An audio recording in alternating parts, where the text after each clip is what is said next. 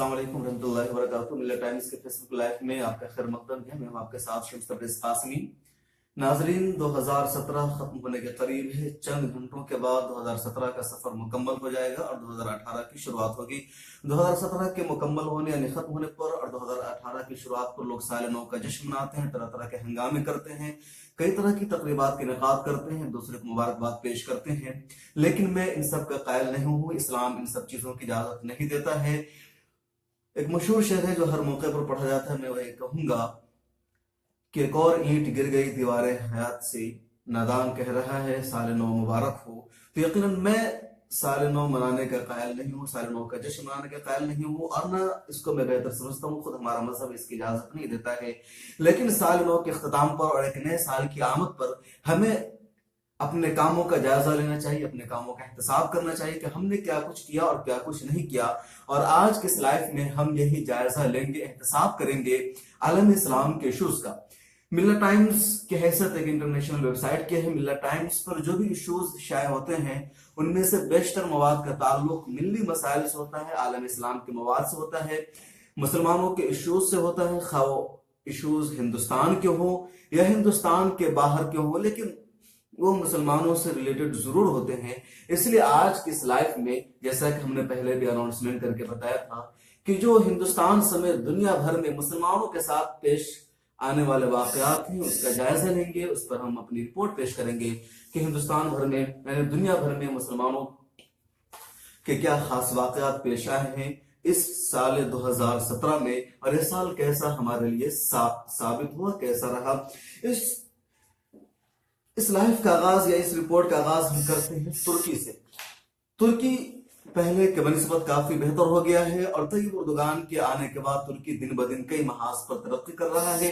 इस वक्त तुर्की को आलम इस्लाम में खुसूसी मकाम हासिल है और ऐसा कहा जा रहा है कि तुर्की मुस्लिम दुनिया की क़यादत करने का अहल हो गया है। तुर्की ने अपने आप को साबित भी किया अपने इक़दामात से, अपने ऐलान से, अपने कामों से। और 2 अप्रैल 2017 में होने वाले रेफरेंडम ने तुर्की को और मजबूत बना दिया है। तुर्की में पहले पार्लियामानी निजाम था, लेकिन अप्रैल 2017 में वहां रेफरेंडम कराया गया और उस रेफरेंडम कराने के बाद वहां अब सदारती निजाम राइज हो गया है। नवंबर 2019 के बाद वहां पार्लियामानी निजाम का खात्मा हो जाएगा और सदारती निजाम की शुरुआत हो जाएगी। उस निजाम के शुरू हो जाने के बाद तय्यब उर्दुगान मजीद 10 सालों तक तुर्की के सदर रह सकते हैं और इस तरह 2019 तक तय्यब उर्दुगान तुर्की के सदर रहेंगे। साल 2017 में पेश आने वाला मुस्लिम दुनिया का अहम वाकया ट्रंप का सऊदी अरब का 6 रोजा दौरा है। ट्रंप ने सदर बनने के बाद सबसे पहला दौरा सऊदी अरब से शुरू किया। सऊदी अरब में सबसे पहले गए, 6 रोजा उनकी कॉन्फ्रेंस हुई। एयरपोर्ट पर आकर शाह सलमान ने उनका पुरतपाक इस्तकबाल किया। पूरे मुस्लिम दुनिया के मुस्लिम रहनुमाओं को शाह सलमान ने अपने यहाँ मदऊ किया और उनके सामने तय्यब उर्दुगान ने 30 मिनट की तकरीर की और अपनी उस स्पीच में उन्होंने आलम इस्लाम के लिए इंतहा पसंद इस्लाम का इस्तकबाल किया और उसके बाद मुस्लिम दुनिया में टूट फूट की शिकार हो गई।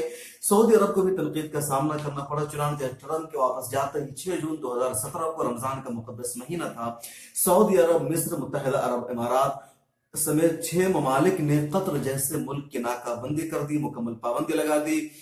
महज 48 घंटों में एक दूसरे के शहरियों को, एक दूसरे के सफारतकारों को मुल्क छोड़ने का हुक्म जारी कर दिया। जहां जहां कतर के सफारतकार इन 6 मुल्कों में उनके शहरी थे, उन्हें सिर्फ 48 घंटों में मुल्क छोड़ने का हुक्म दे दिया गया और इस तरह कतर को बेपनाह परेशानी का सामना करना पड़ा। सिलसिला यहीं पर नहीं रुका, बल्कि सऊदी अरब और उसके इत्तेहादियों यानी सऊदी अरब के इत्तेहादियों में बात कर रहा हूँ, मिस्र की, मुत्तहिदा अरब इमारात की, बहरैन की और बाद में लीबिया भी शामिल हो गया उसमें, और मालदीव भी जो हिंदुस्तान के जजीरा वाक़ है बहरुल हिंद में। इन सब मुल्कों ने मिलकर के एक और लिस्ट जारी की जिसमें आलम इस्लाम के मशहूर दाई और मारूफ स्कॉलर फकी अल्लामा यूसुफ अल करजावी को दहशतगर्द करार देते हुए उन्हें कतर से बाहर निकालने का फरमान जारी किया गया। हमास को दहशतगर्द तंजीम करने का फरमान जारी किया गया। इसके अलावा जो सबसे खास बात हुई कि अल जजीरा पर पाबंदी लगाने का हुक्म जारी किया गया। हम आपको बता दें कि अल जजीरा दुनिया का एक अहम आलमी चैनल है, BBC CNN के टक्कर का है और ये कतर में है। यूं कह सकते हैं कि अगर कतर ने दुनिया को कुछ दिया है तो एक अल जजीरा चैनल दिया है। अल जजीरा ने हमेशा मुसलमानों की मिल्लत इस्लामिया की सही तर्जमानी की है। अल जजीरा के सबसे ज्यादा सहाफी मारे गए हैं अमेरिका में, फिलिस्तीन में, इसराइल में, मिस्र में और कई जगहों पर, लेकिन इसके बावजूद अल जजीरा जुर्रत और हिम्मत के साथ काम कर रहा है और हमेशा उसने सच्चाई को सामने लाने की कोशिश की है। 2017 में अहम वाकया पेश जो आए हैं उसमें एक रोहिंग्या बहरान भी है। म्यांमार यानी बर्मा में तकरीबन साल रवा 1 लाख से जायद मुसलमानों का कत्ल किया गया, उनकी बस्तियां जलाई गई और 5 लाख से जायद रोहिंग्या ने बांग्लादेश का रुख किया। सिचुएशन ऐसी हो गई थी कि रोहिंग्या से निकाले जा चुके थे, बांग्लादेश अपने अंदर उन्हें कबूल नहीं कर रहा था, क्योंकि उससे पहले से वहां 8 लाख मुहाजिरीन बांग्लादेश में मौजूद थे। फिर तुर्की के ऐलान के बाद तुर्की ने बांग्लादेश से कहा कि अपने सरहद खोल दो, वहां जितने मुहाजिरीन जाएंगे उसकी इमदाद हम करेंगे, उसके खाने खर्ची और तमाम तरह अखराजात की जिम्मेदारी तुर्की अदा करेगा। जिसके बाद बांग्लादेश ने अब मुहाजिरीन के लिए अपनी सरहद खोल दी, अपना दरवाजा खोल दिया, उनको वहां पनाह मिली। बाद में एक और रिपोर्ट आई एनजीओ की तरफ से कि रोहिंग्या में जो मुसलमानों का कत्लेआम हुआ था वो हुकूमत के इशारे पर हुआ था, हुकूमत के फरमान पर हुआ था और रोहिंग्या के सरबराह आंग सूची को दुनिया भर में जिल्लत का और रुसवाई का सामना करना पड़ा। ऑक्सफोर्ड ने उनसे अपना एजाज छीन लिया और भी कई मुल्कों ने उनसे एजाज छीना। अक़वाम मुत्तहिदा ने बाज़ाब्ता तौर पर अपील जारी की कि इंसानियत खुशी हुई है, इंसानियत का कत्ले आम हुआ रोहिंग्या में, हुकूमत उसके लिए जिम्मेदार है। और अब यह कोशिश की जा रही है कि जो रोहिंग्या वहां से निकल गए हैं उसे वापस बुलाया जाए, उन्हें वहां ठिकाना दिया जाए, लेकिन म्यांमार की हुकूमत इन सब के लिए तैयार नहीं हो रही। ये खुद जो रोहिंग्या वहां से निकले हुए हैं, जो बांग्लादेश में या दीगर मुल्कों में पनाह गुज़ीर है, उन्हें खौफ समाया हुआ है, डर समाया हुआ है, वापस लौटने के लिए तैयार नहीं है और म्यांमार की हुकूमत उन्हें मुकम्मल तहफ़्फ़ुज़ फराहम करने की कोशिश नहीं कर रही है। इन सब मसाइल के साथ पाकिस्तान भी इस मरतबा सुर्खियों में रहा। सुर्खियों में रहने की वजह थी कि पाकिस्तान के कामयाब वज़ीर आज़म नवाज शरीफ को नाअहल करार दे दिया गया, सुप्रीम कोर्ट से नाअहल करार दे दिए गए और इस तरह उनके लंबे सियासी करियर का खात्मा हो गया। पाकिस्तान की सियासत में नवाज शरीफ को एक अहम तरीन सियासतदान कहा जाता है और एक ऐसा पहला मौका था जब वो बतौर वज़ीर आज़म 5 साल की मुद्दत पूरी करने वाले थे, लेकिन इससे कबल ही उन्हें नाअहल करार दे दिया गया और इस तरह उनकी सियासत का खात्मा हो गया। लेकिन इन सब के बावजूद उनका रोल अभी बाकी है और ये कहा जा रहा है कि अब जो इलेक्शन होगा वहां गलबन 2018 में पार्लियामानी इलेक्शन होगा, तो उनके भाई शहबाज शरीफ वज़ीर आज़म के उम्मीदवार हो सकते हैं, वो वज़ीर आज़म बन सकते हैं। 2017 के वाकयात में हिंदुस्तान भी सर फहरिस्त रहा।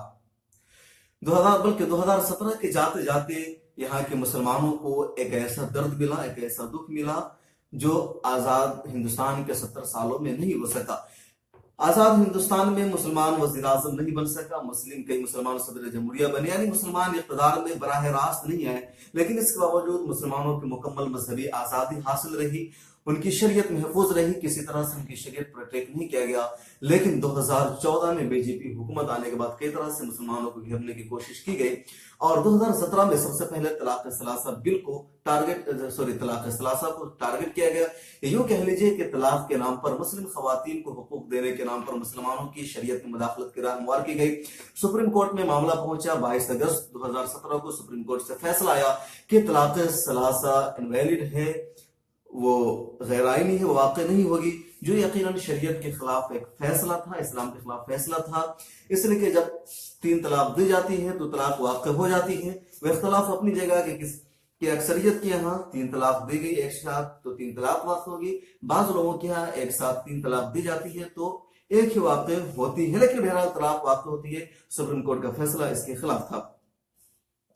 उसके बाद अब बीजेपी हुकूमत उसके खिलाफ बिल लोकसभा से पास कर चुकी है और अगले चंद दिनों में राज्यसभा से भी मुमकिन हो बिल पास हो जाएगा।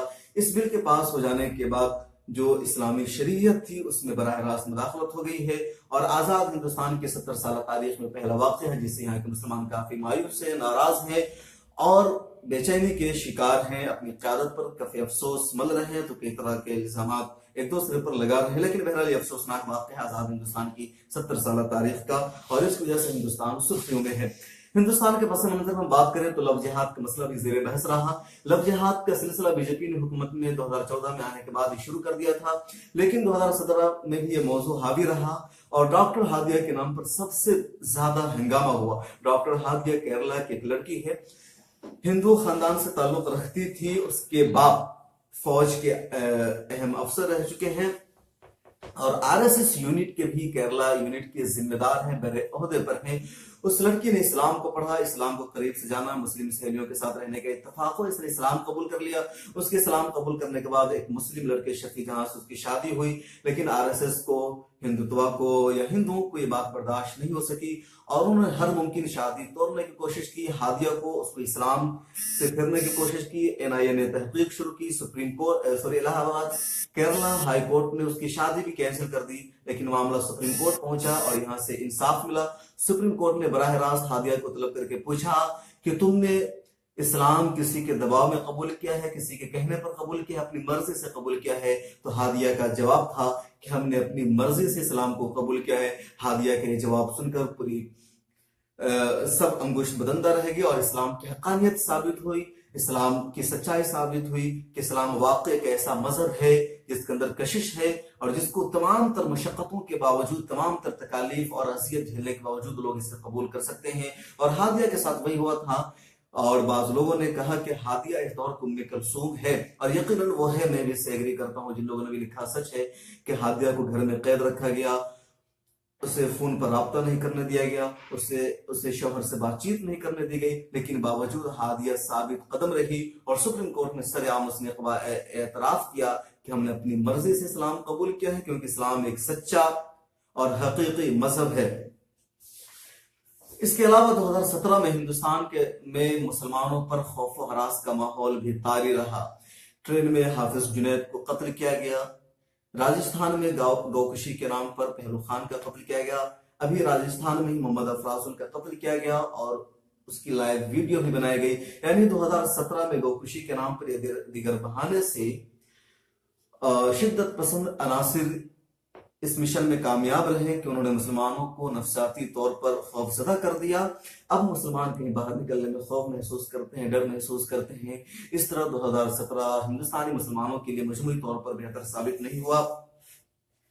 एक मरतबा फिर हम रुख करते हैं सऊदी अरब का। सऊदी अरब में कई अथल पथल हुई। सऊदी अरब में यानी यूं कह लीजिए कि सऊदी अरब का जो इक़्तिदार है वो अगला इक़्तिदार मोहम्मद बिन सलमान के हाथों में होगा, जो शाह सलमान के बेटे हैं।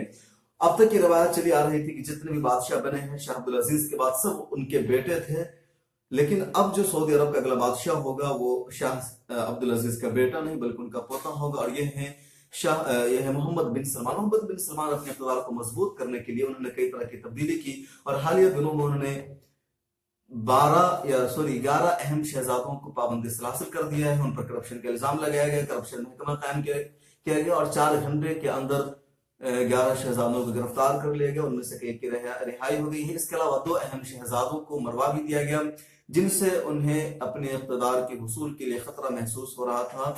इसके अलावा मोहम्मद बिन सलमान सऊदी अरब में मोतदिल इस्लाम लाने की जानिब गामज़न। कई मरतबा उन्होंने कहा कि हम सऊदी अरब में मोतदिल इस्लाम लाना चाहते हैं और ये सब ट्रंप के सऊदी दौरे के बाद हो। चुनांचे सऊदी अरब में अब खवातीन को ड्राइविंग की इजाजत मिल चुकी है। पहले वहां खवातीन के ड्राइव करने पर पाबंदी आई थी। इसके अलावा सऊदी अरब में सिनेमा हॉल भी खोले जाएंगे जनवरी 2018 से। अब तक सिनेमा हॉल पर वहां पाबंदी आई थी।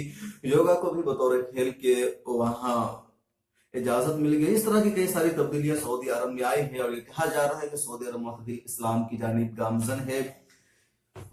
सऊदी अरब की जंग भी हौसी मलेशियाओं के साथ रही, यमन के बचाने के लिए रही, लेकिन सऊदी अरब और हौसी मलेशियाओं के दरमियान होने वाले इस जंग का जो कई सालों से जारी है, 2017 में भी कोई वाज़ेह नतीजा और रिजल्ट सामने नहीं आ सका, बल्कि नुकसान सऊदी अरब को ही उठाना पड़ा।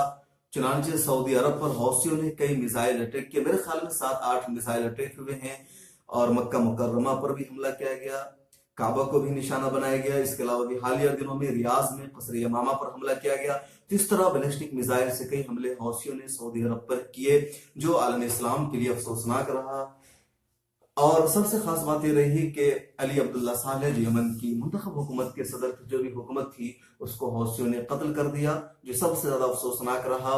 और यमन जंग जो कई सालों से जारी है, अब तक उसका कोई वाज़ेह नतीजा नहीं निकल सका है। यमन में भी बहरान की कैफियत पाई जा रही है, सूरत हाल बहुत मखदूश है, कोई वाज़ेह नतीजा नहीं निकल कर सामने आ रहा है। 2017 में मुस्लिम दुनिया की हम बात करें तो कुर्दिस्तान का इशू भी छाया रहा। कुर्दिस्तान का मतलब तुर्की, इराक, ईरान और यमन के चंद खित्तों को मिलाकर के एक नए मुल्क के बनाने की बात कुर्द कौम कर रही है, जिसकी मुखालफत सभी मुस्लिम ममालिक कर रहे हैं और खासतौर से तुर्की, ईरान सबसे ज्यादा इसकी मुखालफत कर रहा है, क्योंकि उन्हें लगता है कि इनकी कोशिशों से अगर एक नया मुल्क बन गया तो मुस्लिम दुनिया मजीद तफरीक की और इंतशार की शिकार हो जाएगी। चुनांचे कुर्दों के लीडर मसूद अल बाराजानी ने पूरी कोशिश की, उन्होंने रेफरेंडम भी कराया एक आजाद रियासत के लिए, लेकिन ईरान ने, तुर्की ने बिल्कुल सपोर्ट नहीं किया। इन्होंने इनकार किया। जिन बैरूनी ताकतों ने सपोर्ट करने की कोशिश की उसे भी इन लोगों ने उसका सख्त खंडन किया और इसे मंजूर नहीं किया। अक़वाम मुत्तहिदा की तरफ से भी मंजूर इस रेफरेंडम को नहीं किया गया। ये 2017 में पेश आने वाले कुछ अहम वाक़यात थे जिसका मैंने तफसीली यहाँ पर आपके यहाँ जायजा लिया। इसके अलावा भी आपके जहन में अगर कुछ अहम वाक़यात हो जो आलम इस्लाम के दरमियान पेश आए हैं, मुस्लिम दुनिया में पेश आए हैं, तो मेरी आपसे गुजारिश होगी कि आप कमेंट में जरूर लिखिए। और जो लोग लाइव देख रहे हैं उनके शुक्रगुजार हैं, उनसे हमारी दरखास्त होगी कि आप इस लाइव को अपने टाइमलाइन पर शेयर कीजिए, ज्यादा से ज्यादा लोगों तक पहुंचाइए। मिल्लत टाइम्स की हमेशा कोशिश रही है कि जो मुस्लिम मसाइल हैं, जो मुस्लिम इश्यूज हैं, जो आलम इस्लाम के हालात है, वो आपके सामने पेश किया जाए। हिंदुस्तान के वज़ीर आज़म क्या कर रहे हैं, या हिंदुस्तान में बीजेपी क्या कर रही है, कांग्रेस क्या कर रही है, आरजेडी क्या कर रही है, उन इश्यूज पर मिल्लत टाइम्स की दिलचस्पी कम होती है। और जो मुसलमानों के इश्यूज होते हैं, हिंदुस्तान के मुसलमानों के मसाइल हो, पाकिस्तान के मुसलमानों के मसाइल हो, अमेरिका के मुसलमानों के मसाइल हो, तुर्की के मुसलमानों के मसाइल हो, सऊदी अरब के हालात हो, या कहीं कभी हो, उसको हम ज्यादा फोकस करते हैं, उससे हम आपके सामने लाते हैं, क्योंकि हमारा मकसद है मुसलमानों के दरमियान बेदारी पैदा करना, मिल्ली मसाइल को उजागर करना, मिल्ली इश्यूज से क़ारीन को बाखबर करना। तो ये हमारी कोशिश रहती है और इसमें हमें भी आप सबका ताउन चाहिए। 2017 में जो मुसलमानों के दरमियान पेश आने वाला वाक़ा उसमें एक ये भी है कि शाम का बहरान हल नहीं हो सका। शाम के तकरीबन 70 लाख से जायद, सॉरी मैं 70 लाख कह रहा हूँ, हाँ 70-80 लाख लोग वहां से हिजरत कर चुके हैं, जिसमें से तकरीबन 35 लाख से जायद सिर्फ तुर्की में पनाह गुज़ीर है, जिन्हें तुर्की उन्हें पनाह दे रहा है, उनकी तमाम ज़रूरियात पूरी कर रहा है। इसके अलावा वहाँ की एक बड़ी तादाद उर्दू में और यूरोप में पनाह गुज़ीर है, जर्मनी में पनाह गुज़ीर हैं और तरह तरह की अज़ियतों से दो चार है। और 2017 का जो सबसे अहम दिलसोज और अफसोसनाक वाक़या रहा वो यरूशलेम के ताल्लुक से, मकबूजा बैतुल मक़दिस के ताल्लुक से, जो मैं आखिर में आपको बताना चाह रहा था, ये आखिर में पेश गया। लेकिन 2017 का मुसलमानों के लिए सबसे अफसोसनाक, दिलसोज और बेहद गमनाक रहा वो था ट्रंप का बैतुल मक़दिस को इसराइल की राजधानी करार देना। 6 दिसंबर 2017 को ट्रंप ने अपने एक ऐलान में कहा कि अमेरिका का सफारत खाना तिल अबीब से बैतुल मक़दिस मुंतकिल किया जाएगा और इसराइल जो दावा करता आया है कि हमारी राजधानी बैतुल मक़दिस है, उसे अमेरिका ने भी तस्लीम कर लिया, जो आलम इस्लाम की तारीख में अफसोसनाक रहा और पूरी दुनिया ने भी मजम्मत की। चुनांचे 6 दिसंबर को डोनाल्ड ट्रंप ने ऐलान किया कि अमेरिका अपना सफारत खाना तिल अबीब से मुंतकिल करके बैतुल मक़दिस ले जाएगा। बैतुल मक़दिस पर का इत्तेफाक है पूरी आलमी दुनिया का 1967 के माहदे के मुताबिक कि बैतुल मक़दिस या यरूशलेम फलस्तीन का है, इसराइल का उस पर कोई हक नहीं है, इसराइल का उस पर कब्जा नाजायज है और उसे छोड़ देना चाहिए। दूसरी जानिब इसराइल यरूशलेम पर नाजायज तौर से काबिज है, उसकी पार्लियामेंट वहां है, उसका सदारती महल वहां है, उसका सुप्रीम कोर्ट वहां है और वो उसे समझता है कि हमारी मजहबी राजधानी है, ये हमारी लाइफ टाइम राजधानी है और हम अपने इस मौक़िफ़ से झुक नहीं सकते हैं, इस मौक़िफ़ को छोड़ नहीं सकते हैं। लेकिन दुनिया ने कभी भी बैतुल मक़दिस को, यरूशलेम को इसराइल की राजधानी तस्लीम नहीं किया। चुनांचे इसराइल में जो दुनिया भर के ममालिक के सफारत खाने खुले हुए हैं वो तिल अबीब में है और ऑफिशियली यही इसराइल की राजधानी कहलाती है। पहली मरतबा 6 दिसंबर 2017 को अमेरिका ने यरूशलेम को इसराइल की राजधानी तस्लीम करते हुए अपना सफारत खाना वहां मुंतकिल कर दिया, जिसे दुनिया ने तस्लीम नहीं किया। और इस्लामी ताउन तंजीम यानी OIC का इजलास तुर्की में तलब किया गया और उसमें तकरीबन 57 मुस्लिम ममालिक के सरबराहों ने यह ऐलान किया कि यरूशलेम को हम फलस्तीन की राजधानी मानते हैं, इसराइल एक दहशतगर्द स्टेट है। चुनांचे इस तंजीम के बाद ये मुकदमा अक़वाम मुत्तहिदा में ले जाएगा। सबसे पहले मिस्र ने अक़वाम मुत्तहिदा की सलामती कौंसिल में करारदाद पेश की, लेकिन अक़वाम मुत्तहिदा की सलामती कौंसिल में तमाम ममालिक ने, जो मुस्तकिल 5 अराकीन है, उसके अलावा जो 12 दूसरे अराकीन हैं, सब ने इस बात पर इत्तफाक किया कि अमेरिका को अपना फैसला वापस लेना चाहिए, लेकिन अमेरिका ने वेटो पावर का इस्तेमाल करके उस करारदाद को मुस्तरद कर दिया। उसके बाद ये मसला अक़वाम मुत्तहिदा की जनरल असेंबली में गया और उस जनरल असेंबली में दुनिया के 128 ममालिक ने फलस्तीन की हिमायत की। वहां जो एजेंडा पेश किया गया था तुर्की, यमन और एक और मुस्लिम मुल्क है जिसका मैं नाम भूल रहा हूँ, सॉरी, हाँ, तुर्की, यमन और मिस्र लेकर गया था। इन तीनों ने अक़वाम मुत्तहिदा में करारदाद पेश की कि बैतुल मक़दिस को, यरूशलेम को फलस्तीन की राजधानी करार दी जाए। चुनांचे इस करारदाद की हिमायत में दुनिया के 128 मुल्कों ने वोट किया। दुनिया के उन 128 मुल्कों में हमारा हिंदुस्तान भी शामिल है, जिसने वाज़ेह तौर पर फलस्तीन के मौक़िफ़ की हिमायत की और कहा कि बैतुल मक़दिस, यरूशलेम फलस्तीन के हक़ है, उसी की राजधानी होना चाहिए। सिर्फ 9 मुल्कों ने अमेरिका के हक में वोट दिया, यानी उस करारदाद की मुखालफत की। उसके अलावा 35 ममालिक हाजिर है, जिसमें कनाडा और ऑस्ट्रेलिया भी शामिल है। और इस तरह अक़वाम मुत्तहिदा में अमेरिका को बदतरीन शिकस्त का सामना करना पड़ा और 128 ममालिक जैसी अक्सरियत ने यरूशलेम को इस फलस्तीन की राजधानी तस्लीम करते हुए मुसलमानों के मौक़िफ़ की हिमायत की। और अब आलमी करारदाद के मुताबिक, अक़वाम मुत्तहिदा में पेश की गई करारदाद के मुताबिक, फलस्तीन बैतुल मक़दिस, यरूशलेम फलस्तीन की राजधानी है। और अमेरिका ने जो दावा किया था अपनी राजधानी को तिल अवीव से वहां मुंतकिल करने का, उसे पूरी दुनिया ने मुस्तरद कर दिया है। लेकिन अमेरिका अपनी हठधर्मी पर अब तक कायम है, अब तक वो बजीद है और इस जिद में आकर उसने कई मुल्कों की इमदाद बंद कर दी है। अक़वाम मुत्तहिदा को 1/4 इमदाद अमेरिका करता है। इसके अलावा इराक, अफगानिस्तान, मिस्र, पाकिस्तान समेत कई मुस्लिम मुल्कों और इसराइल की भी अमेरिका फौजी इमदाद करता है, उन्हें फौजी ताउन देता है। अमेरिका ने अक़वाम मुत्तहिदा की जनरल असेंबली के इजलास से पहले तमाम ममालिक को, अब तक लिस्ट भी आई थी कि 93 से ज़ायद ममालिक को खत लिखकर धमकी दी थी कि अगर अक़वाम मुत्तहिदा में तुमने हमारी खिलाफ वर्जी की और या फलस्तीन की हिमायत में पेश की गई करारदाद के हक में वोट किया तो तुम्हारी इमदाद बंद कर दी जाएगी, अंजाम बहुत खतरनाक होगा। लेकिन इस धमकी आमेज खत के मौसूल होने के बावजूद भी 1-2 मुल्कों के अलावा सभी ने फलस्तीन के हक में वोट दिया, फलस्तीन के हक में पेश की गई करारदाद की हिमायत की। उस धमकी का कोई असर नहीं लिया। चुनांचे अमेरिका ने भी धमकी पर अमल किया। उसने अक़वाम मुत्तहिदा की जो इमदाद थी उसमें कमी कर दी है, पाकिस्तान की इमदाद में कमी कर दी और भी कई मुल्कों को उसने धमकी दी है। लेकिन अच्छी बात यह है कि सारे मुल्क इन धमकियों के चक्कर में आने के बजाय इंसाफ पर कायम है, फलस्तीन का साथ दे रहे हैं। और इस तरह अभी भी जो नतीजा निकल कर सामने आया वो ये कि इंसाफ अभी भी किसी न किसी शक्ल में कायम है, लोग हक का साथ दे रहे हैं और उम्मीद है कि फलस्तीनियों को बहुत जल्द उनके हुकूक मिल जाएंगे।